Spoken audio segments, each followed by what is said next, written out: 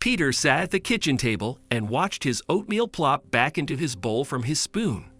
It had been another bad night for his baby sister, Lily, and his parents were arguing in the sitting room. Before we continue, please take some time to subscribe to Dailydose, like and share this video with your friends. "We can't go on like this," Mom sobbed. "There has to be something we can do to help our little girl. We can't afford the treatment, Sharon. You know this," Dad snapped. "Of course I do, but maybe there's something else we can try." Mrs. Nelson next door suggested we ask Tom. "You know that man who lives in the forest? The herbalist?" Dad scoffed. "A herbalist, really? What will it be next? Magic and mysticism. Our baby needs medical treatment, and unless your herbalist can give us a magic plant that grows money, he won't be able to help Lily." Lily started screaming again. Peter watched his mother hurry upstairs to her crib and thought about what he'd overheard. Peter often explored the forest and knew Mr. Tom as a kind elderly man. Was it true that he could help Lily? Peter wouldn't rest until he found out. Peter tucked 2 apples and a water bottle into his backpack and set off. It was a short walk from his home to the forest's edge, where a dirt trail wound into the trees. Peter followed it until he reached an old tree stump that looked like a hand, then veered off between the trees. Birds sang as they flew from tree to tree, but Peter's thoughts were too heavy to notice them today. All he could think of was his baby sister. Lily had cried almost constantly since Mom and Dad came home with her. They told Peter she was sick, but he didn't understand all the big words they used. All Peter knew was that Lily cried like being alive hurt her. He'd held her in his arms and tried to help her feel better. But it didn't work. Nothing worked. Mom said Lily needed a special doctor from the city, but maybe Mr. Tom could make Lily feel better. Peter was so focused on his thoughts that he didn't notice the strange wailing sounds in the distance until he got close enough to hear the words being shouted. "Help me!" "Hello," Peter called out. "Where are you?" "Help! Somebody please help me!"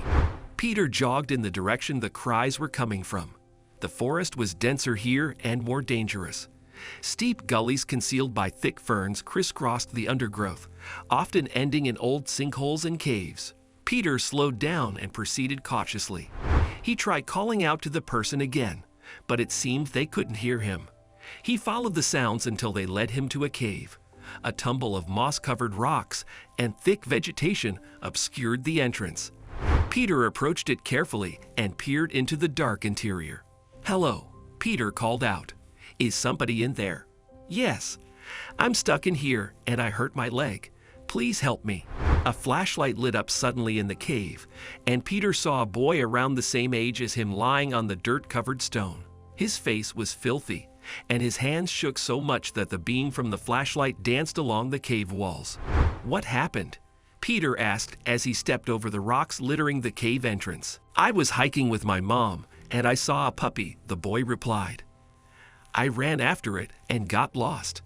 I thought it might have come into this cave, but I slipped while I was looking for it and hurt my ankle." "What happened to the puppy?" Peter asked as he approached the boy. The boy shrugged. "Please just help me get out of here." The boy let out a sharp cry of pain when Peter helped him to stand. Peter put his arm around the boy's waist and helped him to limp to the cave entrance. "Which direction did you come from?" Peter asked the boy. "I don't know." He looked around at the forest. "It all looks the same to me." Peter wasn't sure what he should do next. The boy's ankle was badly bruised and swollen, and there was no way he could limp all the way back to town. The forest was too big for them to wander around searching for his mom. That left only one option. "I'm going to take you to a place nearby," Peter said, leading the boy away from the cave. "A nice old man lives there, and he'll be able to help you." Peter quickly found the thin trail that wound between the trees to Mr. Tom's cabin. It was slow going to follow the trail while also helping the boy, whose name was Cliff. But eventually, they reached the little clearing where Mr. Tom's cabin stood. Peter helped Cliff sit down on the porch and then went to knock on the door. "Mr. Tom, please open up. There's a boy here who needs help." The door flew open so suddenly that Peter lost his balance and fell against the wall. Firm but gentle hands helped him upright. "I thought that was your voice, Peter," Mr. Tom said. Tell me about this boy who needs help. He's over here. Peter pointed at Cliff. His ankle is hurt really bad, and he got separated from his mom. You came to the right place. Mr. Tom smiled kindly at the boys. Let's see what I can do for your ankle first, young man. And while I'm working, you can tell me where you last saw your mom. Peter sat quietly and watched Mr. Tom apply a bandage and ice pack to Cliff's ankle. He nodded and asked a few questions as Cliff tried to explain where he had been hiking with his mom. I just don't remember what the trail was called, Cliff exclaimed. Did you have a guide with you? Mr. Tom asked. Cliff nodded, but I don't remember what his name was. That's okay. Mr. Tom stood slowly and walked to a desk in the corner of the room. I have a radio here. I'll send out a message that I found you, and I'm sure your guide will hear it on his radio. Static crackled and whined when Mr. Tom turned the radio on. Don't you worry, Cliff. I'm sure your mom will be here to pick you up in no time. Mr. Tom spoke into the radio, broadcasting a message that Cliff was safe with him but had injured his ankle. Almost immediately, a man replied, Copy that. We're on our way right now.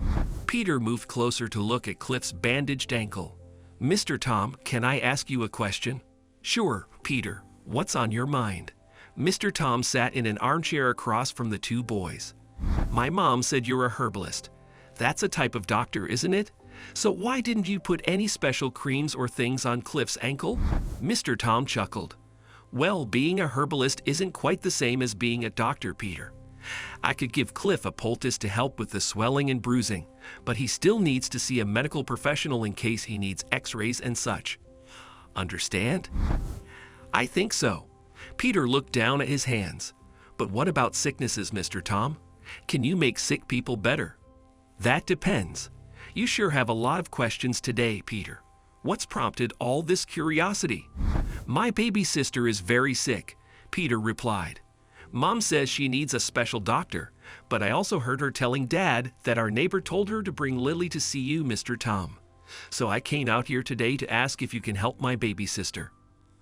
Mr. Tom frowned at Peter. I could take a look if it'll help you feel better, but there are some illnesses I can't treat, Peter, and I need you to remember that. Herbalism has helped people stay healthy for centuries, but there's things it can't do that modern medicine can.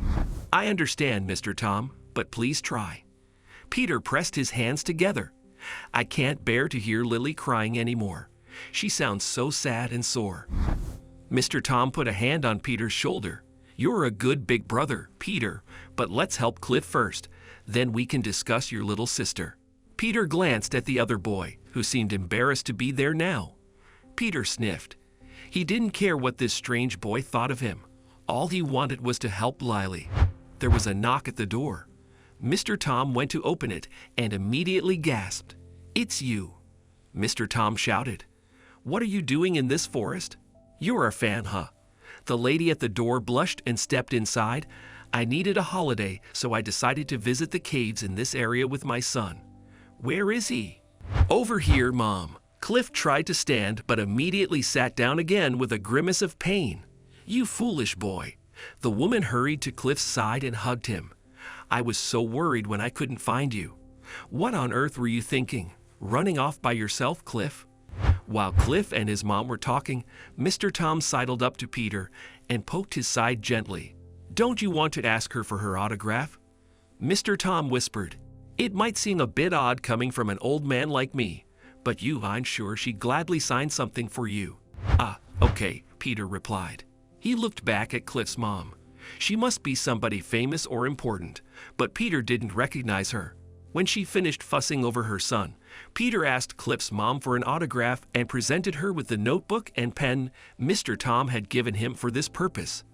Of course, it's the very least I can do after you helped Cliff, she said with a big smile. I'll also make sure to give you a shout out at my next performance. Mom, you're being embarrassing, Cliff groaned. Cliff and his mom left soon afterward. 3 big black SUVs with tinted windows pulled up the dirt road leading to Mr. Tom's cabin to collect them, and they sped off toward town in a cloud of dust. I can't believe I got to meet my favorite singer right here in the forest where I live, Mr. Tom said. But now I suppose I should make good on my promise to you, Peter. I'll drive you back home. And if your parents agree, I'll take a look at your baby sister, okay? Thank you, Mr. Tom. A few hours later, Peter stood over Lily's crib and watched his baby sister sleep. A slightly floral scent permeated the air around her crib from the little bottle of oil Mr. Tom had suggested Mom drip onto Lily's bedding. "I'm sorry I can't do more for you," Mr. Tom had said, "but this should at least help your little girl to get some rest." Those words had replayed in Peter's mind ever since Mr. Tom left. Peter had hoped Mr. Tom would cure Lily, but all his hopes had been for nothing.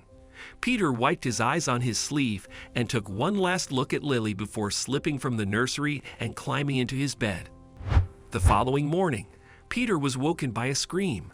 He rushed downstairs and found his parents dancing joyfully before the open front door. "What's going on?" Peter asked.